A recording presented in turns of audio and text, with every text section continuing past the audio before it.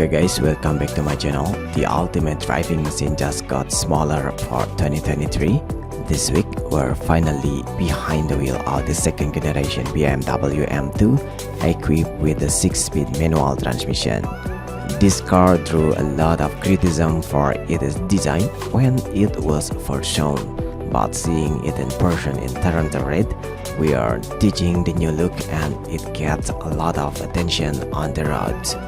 Under the hood, it has a slightly different version of the S58 3.0-liter twin-turbo i6, making 453 horsepower, nearly 50 more horsepower than the previous M2. Rear-wheel drive is only offered, and with the 6-speed, we clocked a very impressive 0 to 60 mph run in just 3.88 seconds, making this car one of the quickest accelerating manual cars we have ever tested.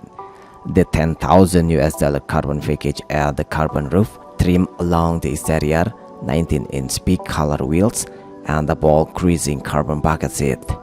Standard is the M adaptive suspension, an active M differential, and inside gets a new M sport seat with optional M carbon bucket, a carbon roof, and more. The seat alone saves 24 pounds. Inside also get iDrive 8 with a 12.3-inch digital cluster and 14.9-inch infotainment with a variable drift controls and adjustment of the suspension, steering, braking, traction control, and gearbox.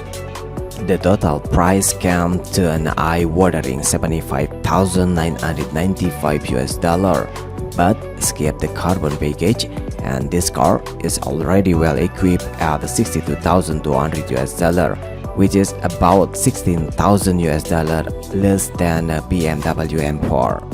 Okay guys, what do you think about 2023 BMW M2? Please leave comment down below. Don't forget to subscribe and hit the like button too. Thank you.